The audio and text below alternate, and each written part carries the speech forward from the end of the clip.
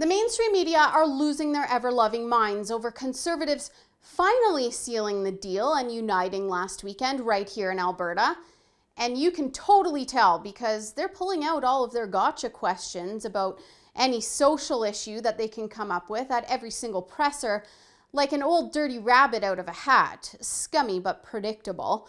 Their latest victim of fake outrage over something someone did or said almost a decade ago that nobody but themselves and people that will never vote UCP and that have too much time on their hands care about is new United Conservative Party interim leader Nathan Cooper.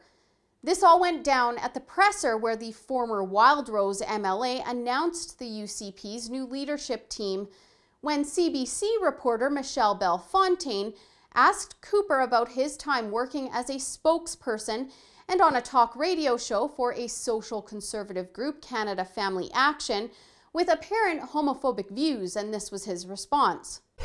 You know, opinions certainly have changed over time.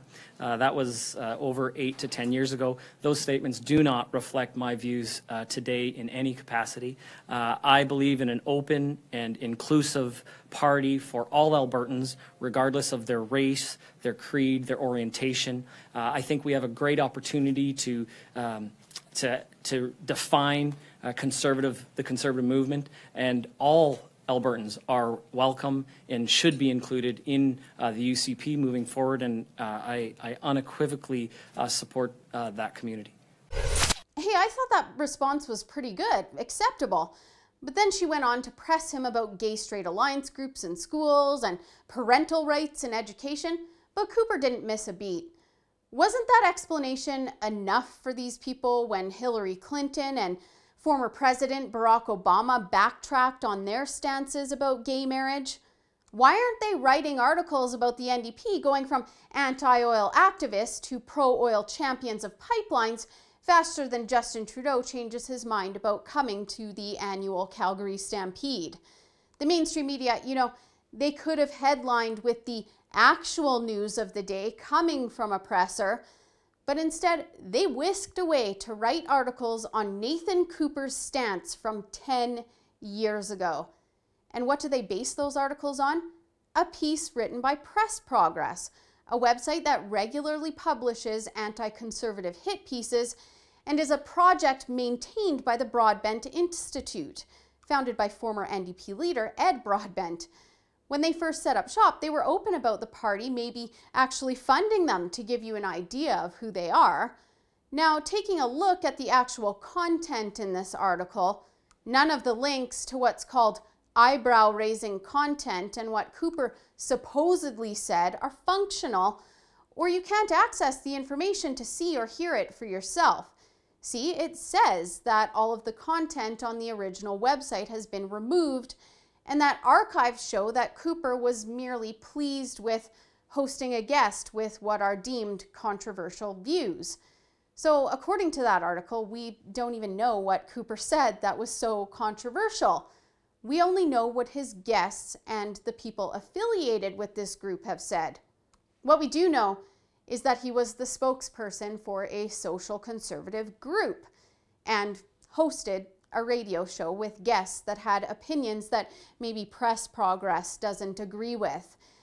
Yeah, so talk about desperation from the mainstream media, using a poorly sourced hit piece as a reference.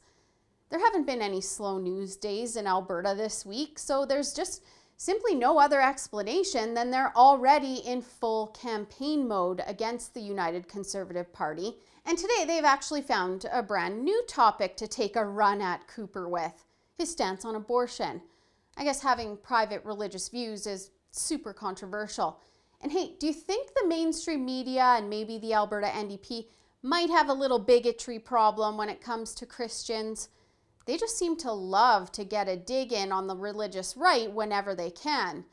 Of course, this wouldn't be an epic meltdown without the NDP getting involved. Minister of Health, Sarah Hoffman, demanded that Cooper either resign or offer an explanation about all of this. He said he changed his views and has even taken some advice from the LGBTQ members of the NDP caucus, though. So what's the problem? And wasn't this the same minister that called us all sewer rats a few months ago? I can think of more than a few things that the entire NDP caucus should resign over. So where should I start? Notley's out-of-control laughter over Bill 6 that backed farmers into a corner? That time she called us embarrassing cousins and xenophobes? Or what about that time the Premier laughed over being held to account for baby Serenity, who was sexually abused and tortured to death in kin care?